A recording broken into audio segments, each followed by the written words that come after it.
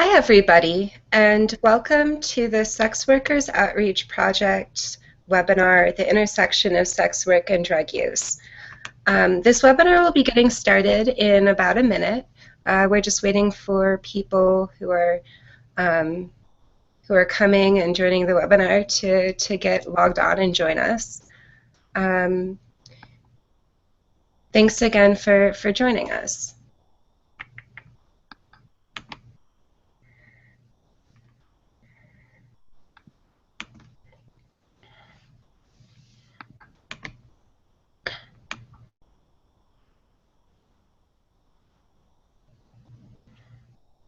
All right, let's go ahead and get started. So today we are going to be talking about sex work and drug use and the overlap between drug user and sex worker communities, as well as between the socio-political response to both drug use and sex work. We're joined by Mags and Mary, who have prepared this really great presentation.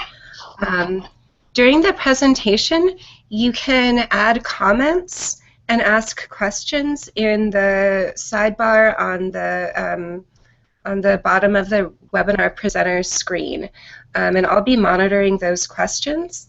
And we'll have a Q&A at the end of our presentation. My name is Catherine Koster, and I'm the Communications Director for Sex Workers Outreach Project.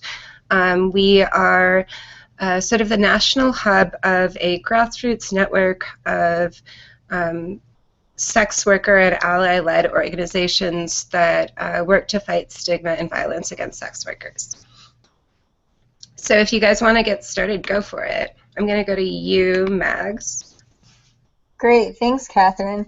I go by Mags. My name is Magali Lerman, and in addition to being a SWOP-USA board member, I currently am the Drug User Health Fellow with the National Alliance of State and Territorial AIDS Directors, and then formerly I provided direct services as well as advocacy support at Praxis, which worked with street-based youth and people in the sex trade, and the Harm Reduction Action Center, which worked with injection drug users both in Denver, Colorado. I want to start out by talking about what this webinar is and what it's not, mainly just because this is an hour and this is a really multifaceted issue to try to cover. Therefore, this is going to be more of a macro level presentation. I would love to take a deeper dive into some of these topics, especially harm reduction tips and practices. And so if there is a desire from anyone who is attending this webinar for additional webinars on any of these topics, please let us know in the comment bar, and we would be happy to try to address that in a different way. And also wanted to state that when I talk about we, seeing as though this is a SWOP webinar, I'm mainly going to be talking about sex workers and the sex workers movement. I know that there is what I'm very happy about, a large representation of harm reduction community members and drug policy community members, and even some members from different areas of society. And so I'm really excited that you all are on too. And we today are going to be talking about just, I guess, addressing some of the hesitancy among our movement to look at this intersection and the call to start to look at it. And we're going to spend a good amount of time looking at the similar ways that the socio-political response to sex work and the socio-political response to drug use in America impact these communities and play out, and also some ways in which the drug policy movement has started to shift from this dominant criminal legal response towards a public health approach to drug use, and look at perhaps some utility with those reforms in sex work reform. So it definitely bears note that the framework we are approaching this through is one from a transitional change model versus a transformational change model. The difference being transformational change is all out radical change of systems and a whole new way of being, which of course we absolutely support, but recognize that there's a lot of political realities that impede on our ability to be able to get that change right now when it's absolutely necessary. And so small steps towards that goal could be necessary, and I'll probably talk more about that later. And then we'll go over some harm reduction tips. And one of the really important parts of this webinar for me is starting to highlight ways in which our movements, the drug policy movement, the sex worker rights movement, and harm reduction movements can start to work together to make sure that we are addressing the health and rights and safety of sex workers who use drugs.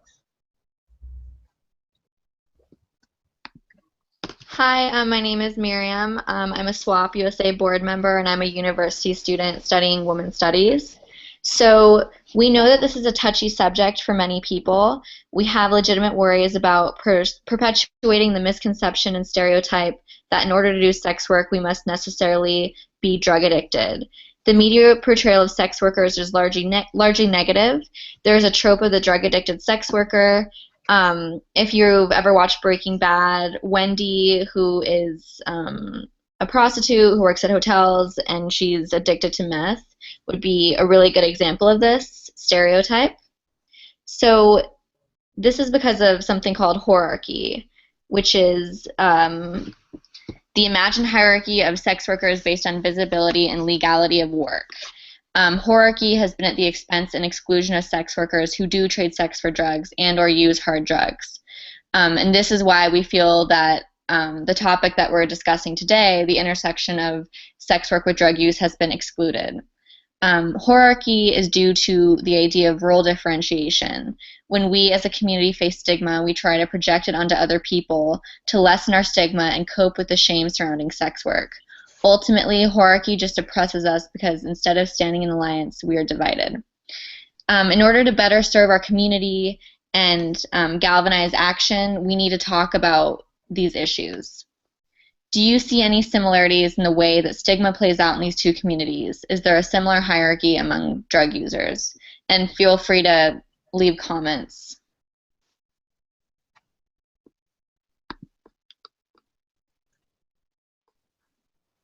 Okay, so let's examine why people use drugs.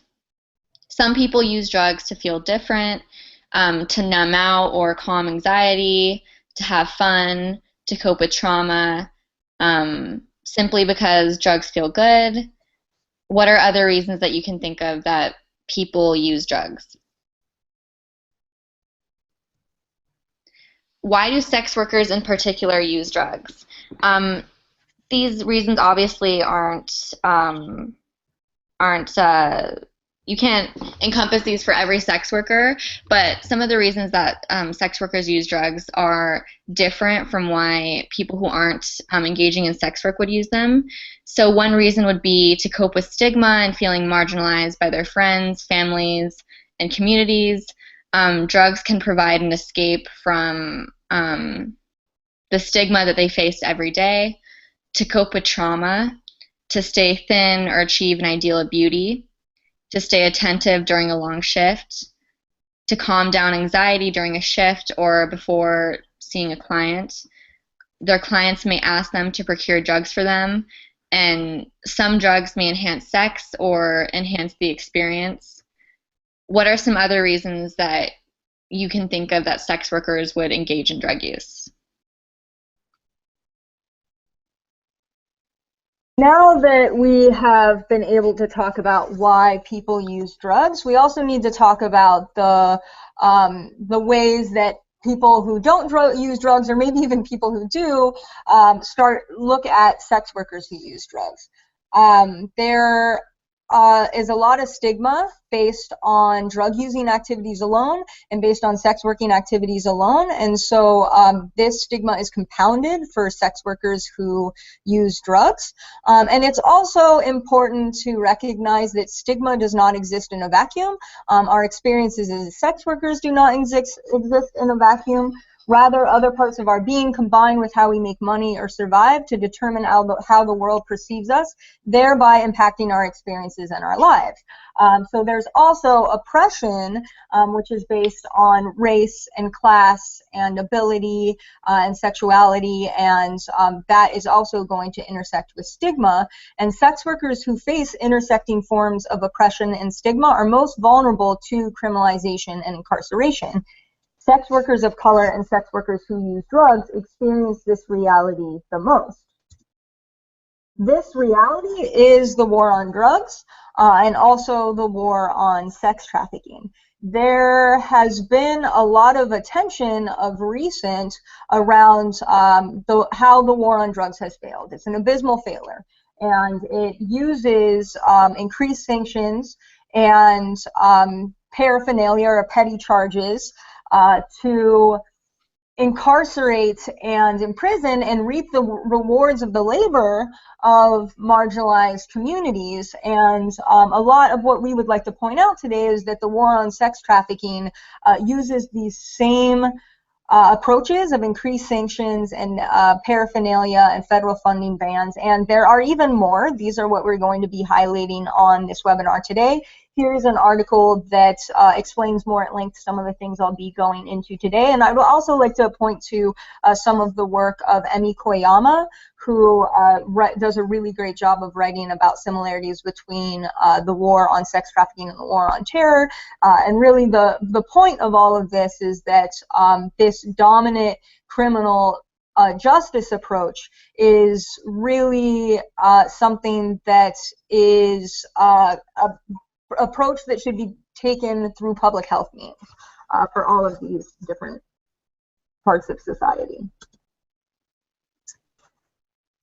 So the war on drugs and sex trafficking, like I was saying before, really tries to redefine different parts of drug use or sex work as drug trafficking or sex trafficking, or as really harmful activities.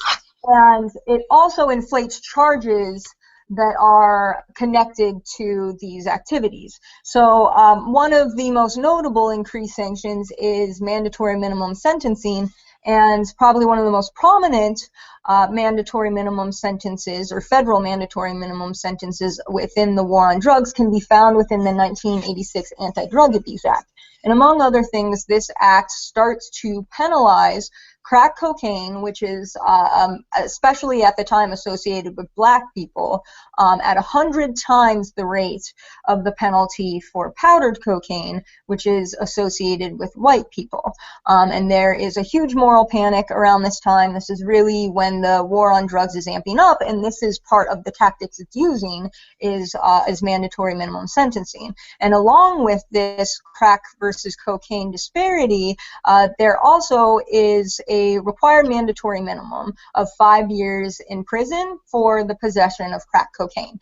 And what that means is no matter how much crack a person has on them, or no matter what circumstances it is to lead that person to having that crack, or what their life looks like, this person, or what a judge wants to do, this person has to go to prison for at least 5 years. Over the last couple decades, this has resulted in America having the incarcerating more people than any other country in the world, and it also has led to a racial disparity in mass incarceration, where black people are imprisoned at a rate 3 times higher than white people. And this was in place until 2010, until President Obama was able to create the Fair Sentencing Act, which I think it should be called the Fairer Sentencing Act.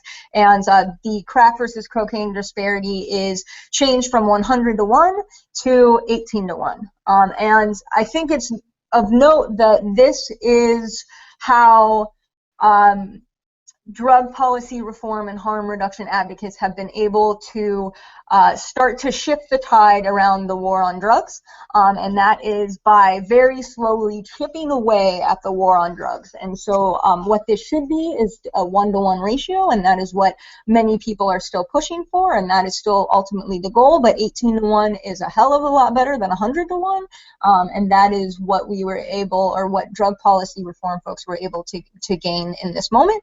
Another thing that it did is it removed the mandatory minimum sentence for crack cocaine possession, meaning that judges could each have discretion in dealing with the charges and the people that are in front of them.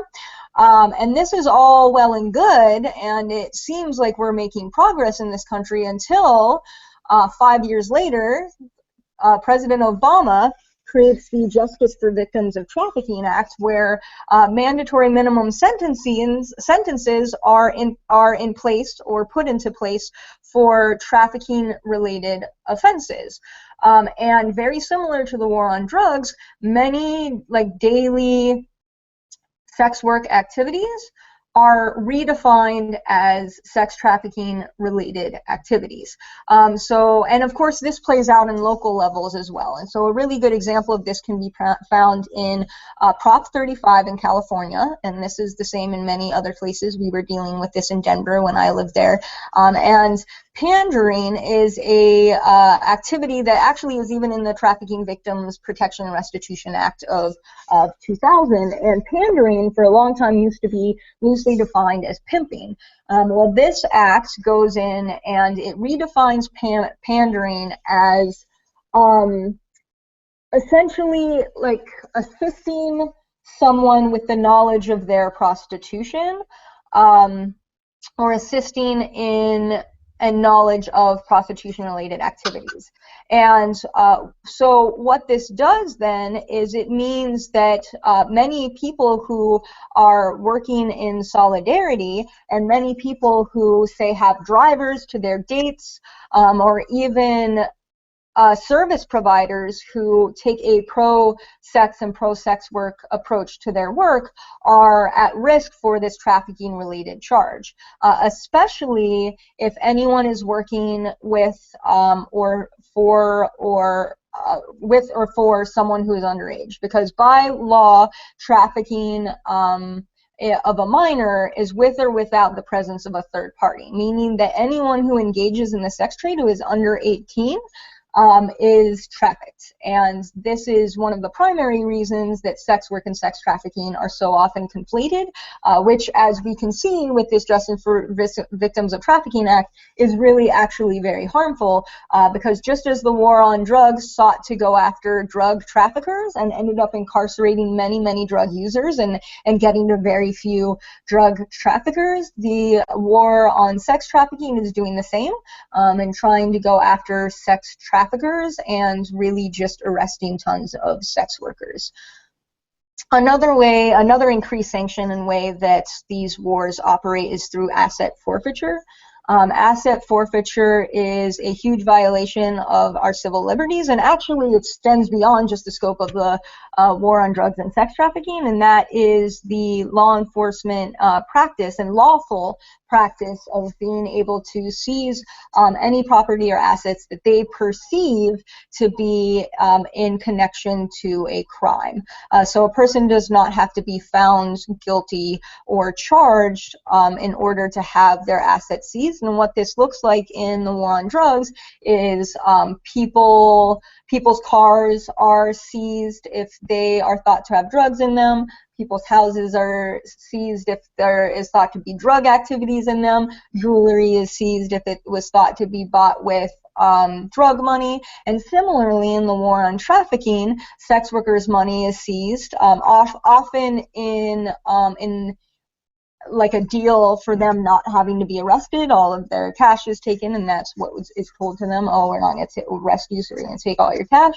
And then who also is highly penalized with or experiences asset forfeiture is Johns or clients who, if they are found buying sex or even perceived to be buying sex, their car and cash, etc., will be taken. And I think this is a really poignant map on the right-hand side here that shows that these assets that are seized by law enforcement are either kept if they're cash resources or sold to become cash resources and kept by law enforcement programs and then funneled back into making more drug and prostitution related arrests.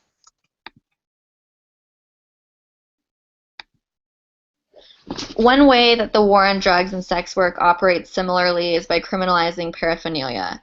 Under federal law, the term drug paraphernalia means any equipment, product, or material of any kind which is intended or designed for use in manufacturing, compounding, converting, concealing, producing, processing, preparing, injecting, ingesting, inhaling, or otherwise introducing into the human body a controlled substance. Laws that criminalize paraphernalia have deleterious health effects on drug users. One prime example of this is dirty needles. Unsterilized needles are known to transmit HIV among intravenous drug users. This is the primary way that HIV is transmitted among drug users. Yet drug users share needles precisely because laws prohibiting possession of drug paraphernalia have made needles a scarce commodity.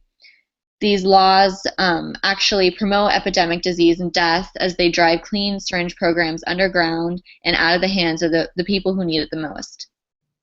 In New York City, more than 60% of intravenous drug users are HIV positive. By contrast, this figure is less than 1% in Liverpool, England, where clean needles are easily available. As Magali discussed, there's a significant overlap between the oppression of sex workers and drug users, and similarly, sex workers and people suspected by police of engaging in sex work face these similar sanctions with regards to paraphernalia. So sex workers and any people who the police suspect of engaging in sex work reported that police used condoms as evidence of prostitution. In stops and searches related to possible prostitution, it was reported in a study that officers frequently commented on, confiscated, or threatened arrest on the basis of how many condoms a person was carrying. And this is another way that police officers coerce sex act as a condition of release. For example, they can stop and search a sex worker that they see with, or a person they see with condoms, and then basically blackmail them into performing a sex act in order to let them go. Sex workers, transgender women, and others who are at high risk of HIV infection reported in a study that they were afraid to carry condoms and that they sometimes had to engage in sex without protection because of fear of police harassment. So the police harassment and searches that we see in the war on sex work are similar to the stop and frisk laws that we see in the enforcement of drug policy. And these laws give police the justification to profile and discriminate against marginalized communities and drug users, similar to the way that paraphernalia laws on sex work give police the justification to discriminate against sex workers, transgender women, and people who are at high risk of HIV infection. So just like sex workers, drug users are neglected, punished, and stigmatized by policies that endanger their health, safety, and lives. And the criminalization of these vital public health materials and equipment has led to really detrimental public health consequences, including HIV and HCV and overdose, the syndemics of HIV, HCV, and overdose that really impact drug user and sex worker health. And the investment in this criminal justice infrastructure really is a lot of times at the exclusion of investment in public health and social service infrastructures. And in fact, there even is bans on being able to fund public health and social service approaches for people who use drugs and people in the sex trade. One thing that can be found within the war on trafficking, the war on sex trafficking, is anti-prostitution pledges. These are conditions within funding agreements that are tucked in there, usually, you know, kind of condition number whatever 18 of 100 in the small print, that say that if you are to receive this funding, you cannot do anything to support the decriminalization of prostitution. And these were and are found still within the President's Emergency Plan for AIDS Relief, which is foreign AIDS relief money, and the Trafficking Victims Protection and Restitution Act. And this existed within PEPFAR for many, many years, and in 2013, our sex worker community thought it was a huge victory when this anti-prostitution pledge within PEPFAR was found unconstitutional. And we rejoiced, and we thought this was going to be a huge change. And then somehow what is unconstitutional for foreign bodies is not unconstitutional for domestic bodies. And therefore, any domestic body that is giving foreign PEPFAR aid still has a anti-prostitution pledge in it.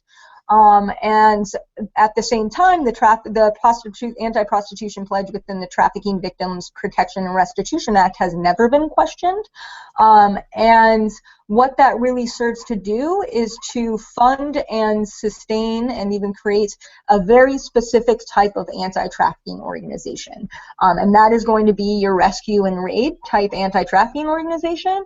And since there is not a lot of foundational support for sex worker health and rights or any perspective outside of this rescue and raid perspective, what this has served to do is really squash any sort of other perspective or make it so that our movement is not very well funded and has a hard time being heard. And then similarly, there is also a federal funding ban with regards to federal syringe service program funding. This was originally enacted by Congress in 1988 as a budget rider, meaning that it is not its own law provision. It was tucked away into the budgetary process, as many things are actually. And it stayed that way even through the peak of the HIV epidemic among people who inject drugs in America. And it was removed for a small period by President Obama in 2009. And before the Center for Disease Control and Prevention could even get out their guidance, which allowed states' health departments to access that funding for community-based organizations, Congress, our conservative Congress, came back in and put that back in the budget process, the ban back in the budget process. And it stayed that way for another couple of years. And not surprisingly, a HIV and hepatitis outbreak happened in early 2015 in rural Indiana, where nearly 200 people who inject drugs got HIV, contracted HIV, and over 90% of those were co-infected with hepatitis C or HCV. And then at the same time, kids in the, teens in the suburbs, white teens in the suburbs from middle upper class families started dying of opioid overdose, and there's an opioid epidemic. And these two things really together forced Congress's hand around federal funding for syringe service programs, and they partially lifted this ban.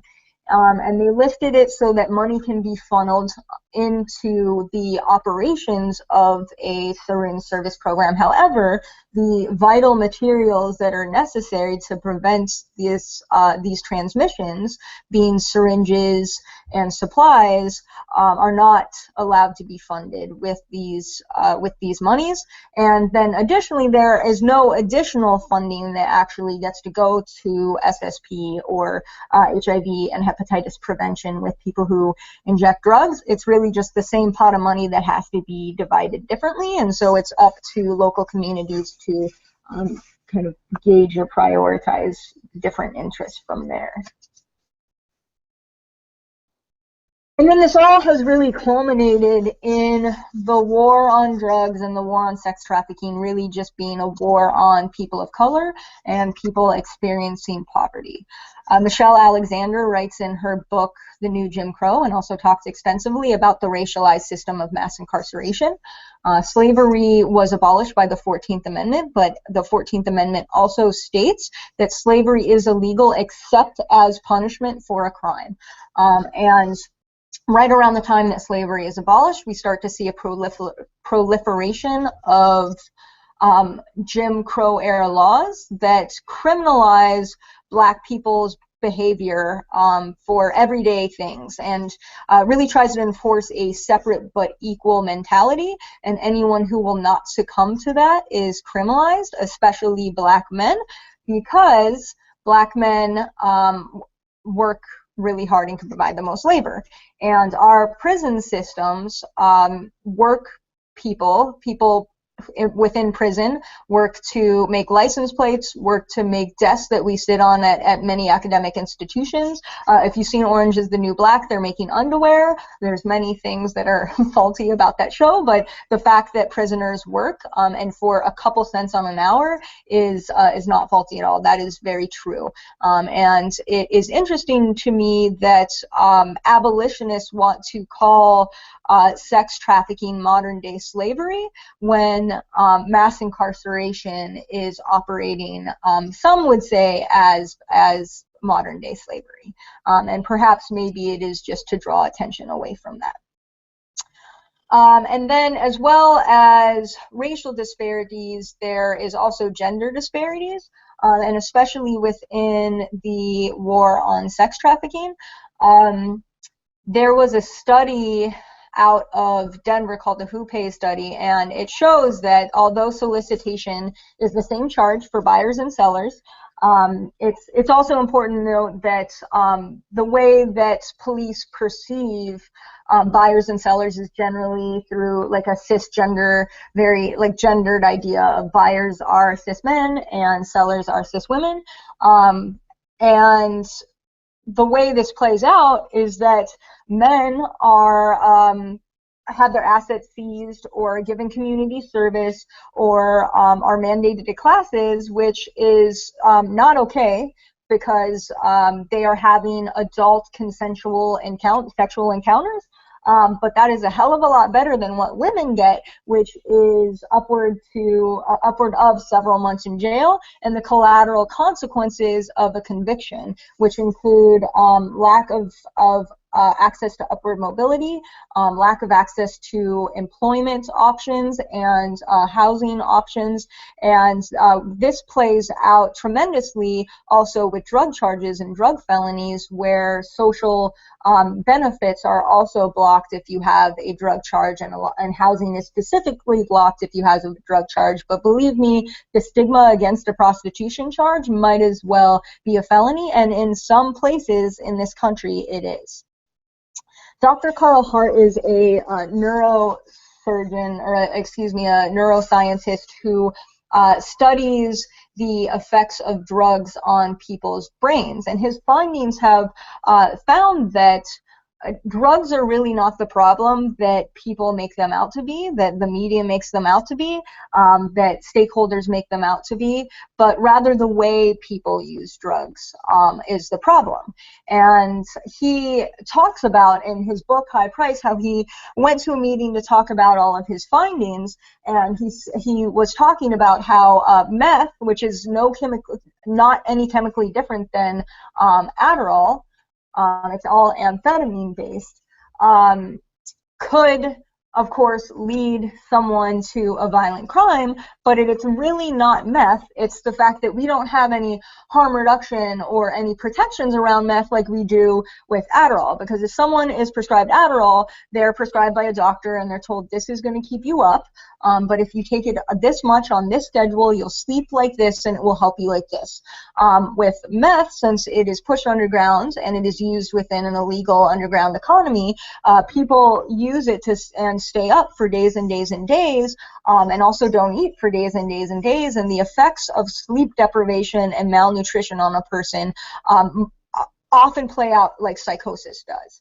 And so that can lead a person to being violent. That also, in all the commercials you see, like the meth.org commercials where someone's teeth are rotting, that is just lack of basic hygiene practices. That is really not drugs. It's more so the way people use drugs. But he talks about how he went in this meeting and he was showing his evidence, his scientifically based evidence, and then someone came in and talked about an experience where someone took meth and killed all these people, and it was like his evidence really didn't even matter because of all the sensationalism, all the hype, and the sensitivity around that. And we see something very similar to, within sex trafficking, a similar craze and fear and hysteria and the way that media sensationalizes sex trafficking. And so if you look at these images, this on the right-hand side is a very common image within the war on sex trafficking. It's one in which a young white woman is being kidnapped by a black man or a man of color. And this really serves to create this conception that is very, very similar to the Jim Crow era, where that suggests that we need to keep white women away from black men. And it creates this victim-perpetrator kind of dichotomy where white women are seen as vulnerable and not being able to protect themselves and needing to be hidden away and even voiceless, like you can see here in this ad. And then black men are demonized and said to be scary and harmful and criminals and should be locked away. And so we really need to pay attention to some of the media messages that we're getting around this and how they really just perpetuate the wars on drugs and sex trafficking.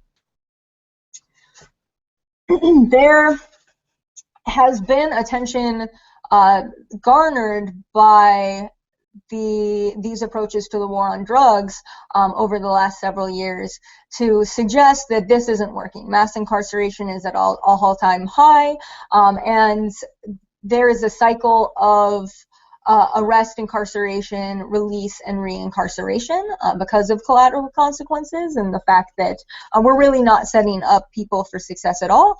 And this is doing nothing to actually address substance use issues or really what is deeper at the root of all of this, which is racism, classism, etc. It's not doing anything to address oppression. And so we need to start to back our way out of the war on drugs. We need public health approaches instead.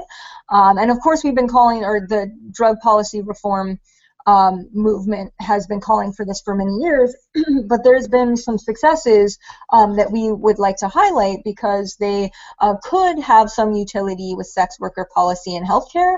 And then under kind of the underlying theme of all of this is that there's an importance in partnering with our allies and community members who work on drug policy reform and harm reduction to ensure the health and well-being of the most marginalized members of both of our communities, of all of our communities, which would be sex workers who use drugs in this case.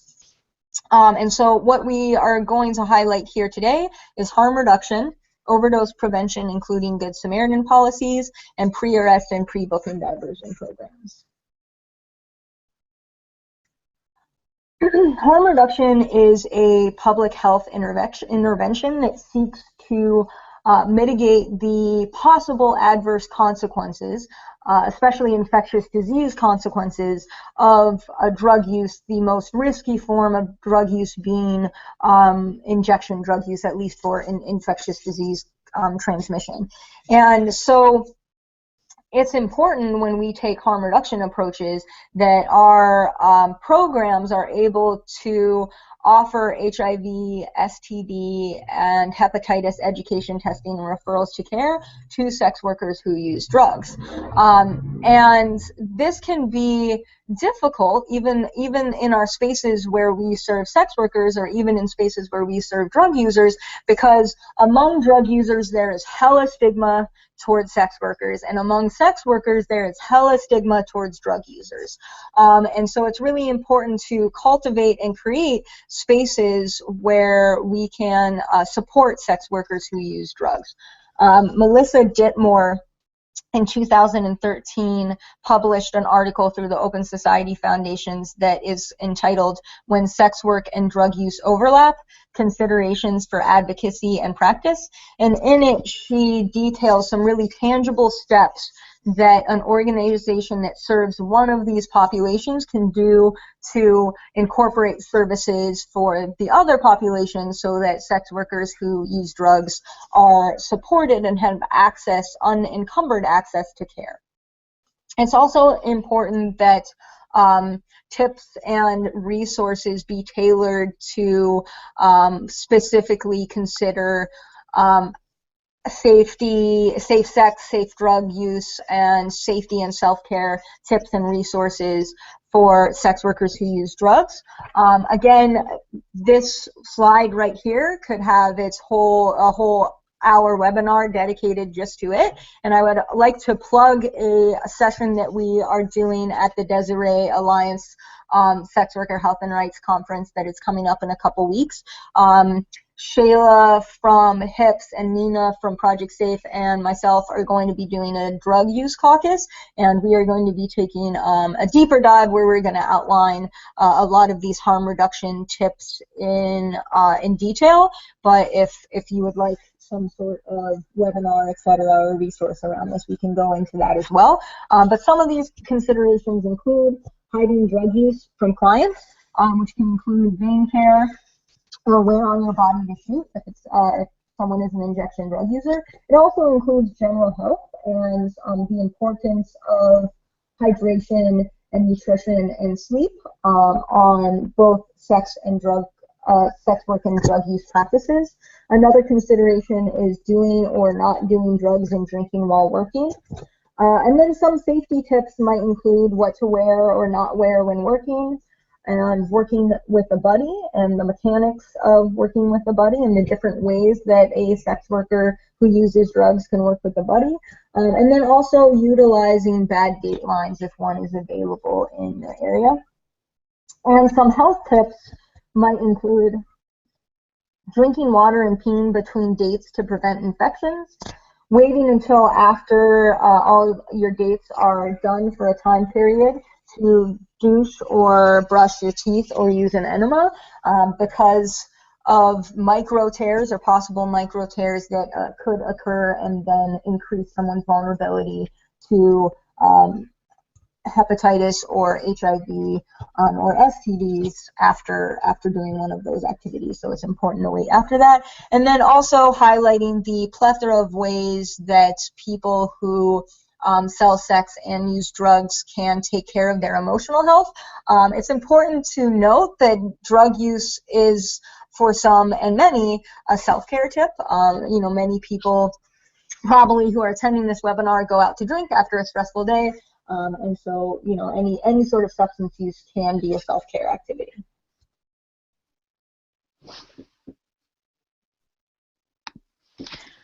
As Magali discussed, the rise of opiate addiction and overdoses among white people is what galvanized legislators to finally take action for preventing overdoses.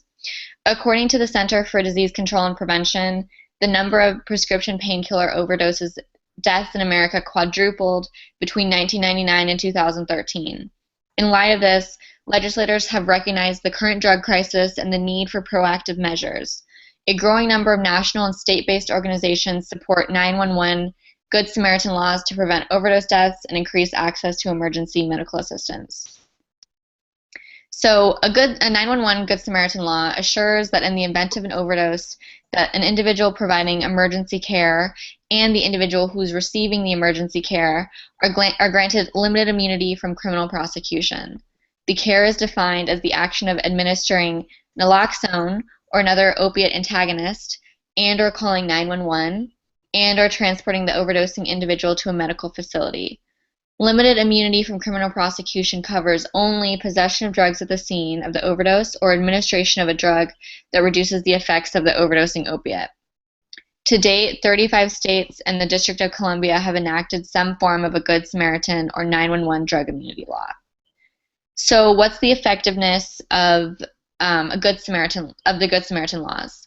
A University of Washington study that evaluated the initial results of Washington State's Good Samaritan policy found in a survey that drug users who were aware of the law were 88% more likely to call 911 in the event of an overdose than before.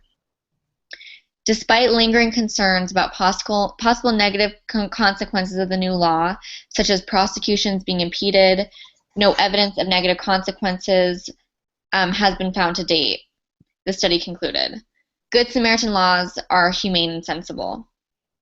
So, because of everything we've discussed about the intersection between sex work and drug use, there needs to be an expansion of Good Samaritan laws that would provide sex workers with immunity if they're engaging in sex work while they're overdosing or a similar situation. In a 30-year study of 1,969 prostitutes in the U.S., violence and drug use were found to be the predominant causes of death, as cited by the American Journal of Epidemiology. So because drug use is one of the predominant causes of death, but sex workers aren't protected by the law as being a person who is providing assistance or being transported, we need to expand the Good Samaritan laws to provide protections to the sex work community. So if you look at our toolkit, there are a number of instances where states with Good Samaritan laws were arrested for solicitation and prostitutions. Even in states with Good Samaritan laws, if people still call 911, the fear of arrest leads people to not call 911 until it's too late, especially if they have outstanding arrest warrants. And this especially applies to sex workers. So this is a perfect opportunity for advocates of sex worker reform, criminal justice reform, and harm reduction to work together to provide sex workers with dignity and improve their health outcomes and empower them to call the police in the event of an overdose without the fear of prosecution.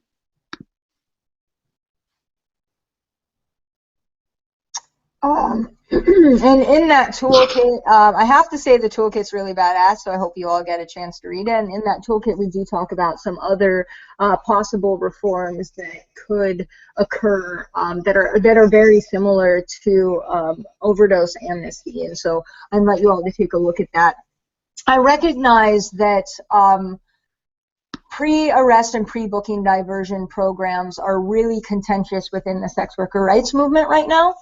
I had mentioned earlier that all of this webinar and really talking about possible reforms is through a transitional change perspective. And so recognizing that small steps forward are going to possibly protect the most vulnerable among us right now as we work for our ultimate goal of decriminalization, or quite honestly, our ultimate goal needs to be dismantling racism, sexism, classism, etc.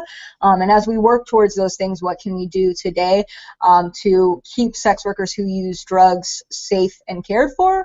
And one possible way is through pre-arrest and pre-booking diversion programs, and the most notable pre-booking diversion program is LEAD, or Law Enforcement Assisted Diversion. And this link right here starts to outline some of the differences between LEAD and prostitution court or post-booking diversion programs. I think that many of us stand against post-booking diversion programs. Even drug court also really has just a very limited idea of success and is harmful to many people who cannot or will not meet this idea of success. LEAD is rooted in harm reduction. It does not require abstinence. It does not require that people stop sex work, and it does not punish anyone who doesn't do any of those things.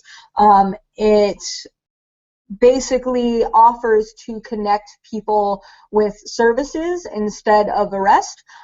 This is a intervention that is geared for street-based drug users and sex workers, and in fact how eligibility was even determined was anything that had to do with street-based drug use, and that is how sex work originally got included in this intervention, is that it recognizes that sometimes street-based sex workers are trading sex for drugs or survival means, and so sex work should really be included. And on the purposes of this webinar, we think that the intersection of sex work and drug use should be addressed, and so what it does is it connects people, or offers to connect people with services, and if people do not want services, their charge is still dismissed, they are free to go. However, very few people have ever said, I don't want services. Of course, that's fine if they do, but a lot of people are street-based, and the number one need of people who do enter a LEAD program is housing, and this uses public funding that is criminal justice public funding, so government funding for the criminal justice system to be able to provide social services, which is really, in a lot of ways, unprecedented. There's also participant exemption programs, which we see with syringe service programs, which utilizes an affirmative defense to syringe possession, which says that if you participate at a syringe service program, you cannot get arrested for the syringes that program gives you. And the way it operates is that a client at these programs get a card with a unique identifier on it, and if police try to arrest them, they show that card and they will not be arrested for the syringes on them. And I think that this affirmative defense is really something that should be looked at being expanded in the war on drugs, not just for syringe possession, but also drug possession, but also can be looked at for sex work. And that's outlined a little bit further in our toolkit as well, or I'm happy to talk with anyone about it. I really do want to be able to turn it over to questions here in a second, so I just want to highlight that we have had some conversations and are planning to continue having conversations around pre-arrest and pre-booking diversion programs, or any immediate step that we can take reform-wise to protect sex workers who use drugs. And we just had a conversation with the Lead National Support Bureau, and that was recorded, and that's posted on SWOP-USA.org. And then also, fingers crossed, nudge, nudge to some of my harm reduction coalition allies who are on this call. We really hope that we can broadcast a conversation about Lead with Sex Workers from the Harm Reduction Coalition conference in November. We have submitted an abstract on such. And then this is our contact information. Please feel free to reach out with any questions or to continue this conversation. And with that, I will turn it over to Catherine to moderate questions.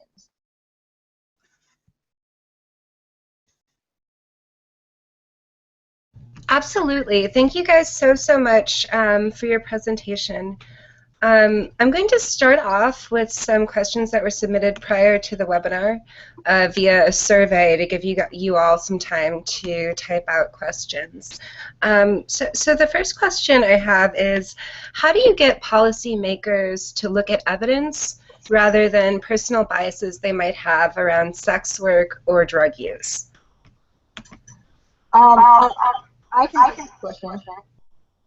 So I actually was just at a conference, I think that was like 2 weeks ago, where promising messaging practices were highlighted. And this was a study that was funded by OSF that looked at what messages can really change policymakers' minds. And what it came back with was that there's top messengers that can get through to stakeholders. And the top messengers, the top three messengers are: one, doctors. Stakeholders listen to doctors the most. Two, people who formerly engaged in the activities or issues which you are trying to address. So with sex worker policy, that would mean former sex workers. And with drug use policy, that would mean former drug users. And then the third messenger was social workers. And these are the three messengers through this study that stakeholders are most likely to listen to. And then the message that is most likely to get through to stakeholders is generally one that shows that this issue can affect people like them. They generally perceive their constituency to be people just like them. And like Mary and I had both mentioned, this is really what happened with the whole attention that's being given to addressing overdose in this country. And so they looked at two messages, one of which was about a young Black woman who was on welfare who overdosed, and then they looked at one story of a middle upper class white woman who overdosed, and the latter, the story of a white upper middle class woman who overdoses, was the one that was able to get through to stakeholders because they perceived this as being something that could happen to their wife, daughter, etc. And it also showed that a mixture of fact and narrative or story was really effective. So going in and just talking about the facts is not going to be really that effective, and just going in and telling your personal story or stories of others is not going to be that effective. You really need a very even mix of fact and like something emotional to pull on their heartstrings. Awesome, thank you so much. The next question I'm going to ask is, and you know what, maybe I can answer this and you guys can add to it, is I have heard a lot about various diversion programs, and opinions on them seem to be very mixed. Can you give me any perspective on what % of them seem to be positive and well received, and what % are not positively evaluated by sex worker rights groups? I think that there are really a lot of diverse opinions and perspectives on this. And then I think our country is also very diverse in terms of what jurisdictions are doing to police sex work, right? I mean, I think that we can all agree that decriminalization is the optimal option, that non-coercive voluntary services are the best option. I mean, even the Chicago Alliance Against Sexual Exploitation is in agreement with that. I don't think there's anyone who thinks that it's the best option is to have police forcing people into getting services. I think, you know, depending on where you're at and the extent to which prostitution is being policed, people are being put into jail, what is the likelihood that better options might get put out there? I think that all of these questions come into play, and you can find a lot more information about that and about the various perspectives, as well as what LEAD actually is and how sort of the ideal model of LEAD differs from something like the New York Human Trafficking Courts, or in Chicago we have something called Unhooked, and make a decision that's right for you and right for your community. Do you guys have anything to add to that? No, I mean, I guess that the only thing that I would want to say is that sometimes I think that, and I guess I want to say, like, I am completely in support of decriminalization, and I've noticed, especially through recent conversations, that our community really seems to look to decriminalization as like the magic cure to oppression. But even within a decriminalized model, if we don't work to really address the ways that police do, like, harass or have experiences with different sex workers, if we don't seek to form better relationships, and if we don't seek to transform systems and just work on that policy change, if and when decriminalization does happen, police are just going to move on to harassing sex workers through some other law or means, something like trespassing or something like that. And so vulnerable people are still going to be vulnerable, and if we don't work on building up a service infrastructure so that people can meet their needs and connect with our communities, then just this policy change alone is really not going to set anyone up for success. And so I think that we need to think through how to support the policy change of decriminalization, and also build infrastructures that will and partnerships that will make that be the most effective and benefit our communities the most. And ultimately, we need to address racism and sexism and homophobia, et cetera, to make that happen. Awesome. And then a number of people are asking about how they can get involved on a local level, whether that's with their local organization or with their chapter. I think in particular around policy and around Good Samaritan work. This is Mags. I'll take that too. So please look at the Good Samaritan Toolkit. It outlines different organizations which are national but have local offices and different places that you can go to try to ally, and that is for both the sex worker movement and drug policy and harm reduction movements.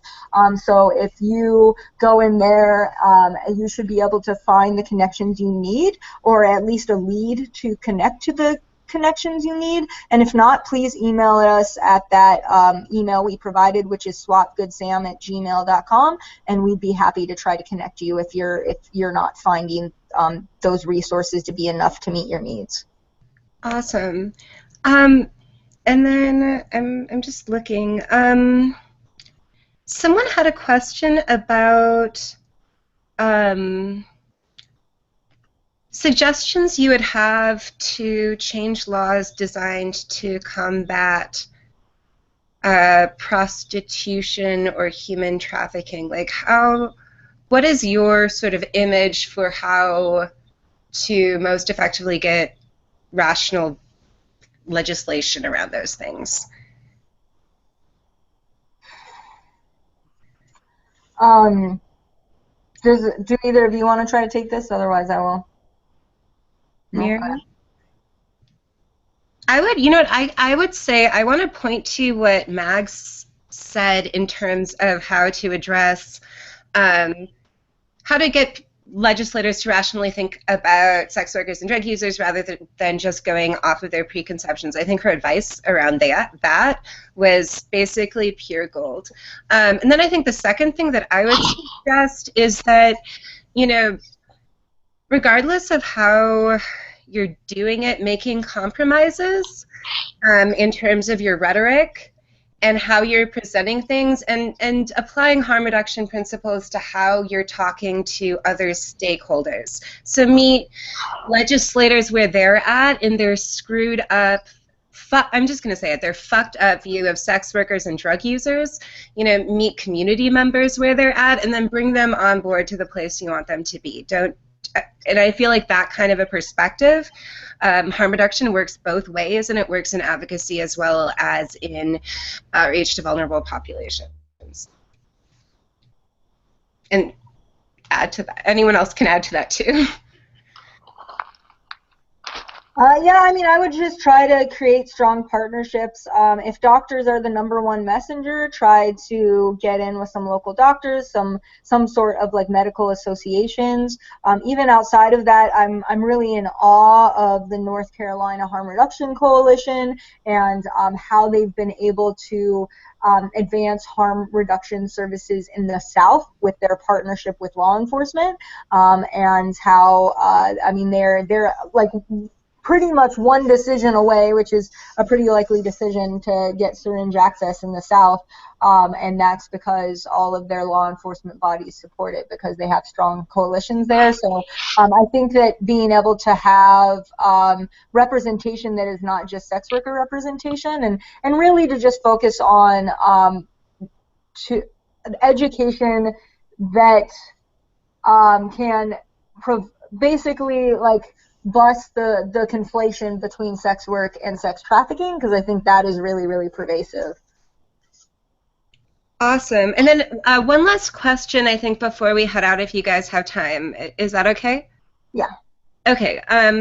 So someone lives in an area with a lot of street-based sex work.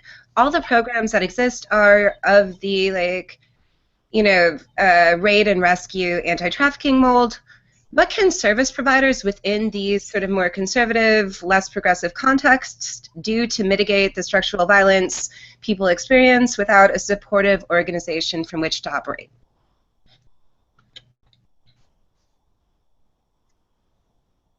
I think that's a really good question, and I think it kind of has to be multifaceted. I think being able to work with individuals through a harm reduction approach, even if that, as much as you can, even if that is not the approach that the agency takes, and then with whatever power you have, trying to inform the agency about different approaches. And trying to build up the community's capacity to form something to take a different approach. That would be my initial response. Yeah, and just to add to that, I think that forming like local chapters of sex worker communities, like with SWOP, for example, we have local chapters. I think that that's a good way to get sex workers organizing.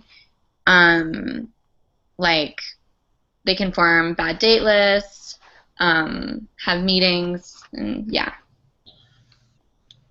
And then I've also been really impressed by how some very evangelical Christian organizations have, I mean, it's not the true harm reduction model, but have adopted more of a non-abstinence-based, low barrier model. So I think that maybe working from within the organization and starting small, and speaking the language of the people that you're working with, and working for slow, systematic change from within could be useful too. All right. Well, I think that that's all we have time for. Thank you guys so much for this amazing presentation, Mary and Mags. This was really, really great. And thank you all for attending. Mary or Mags, do you guys have any last words or thoughts? Mine are just thank you so much for attending, and I look forward to continuing to address the intersection of sex work and drug use with all of my partners across all different movements. Thank you for attending, and we hope that you'll take a look at the Good Samaritan toolkit that Catherine posted. Yay! All right, bye guys. Bye.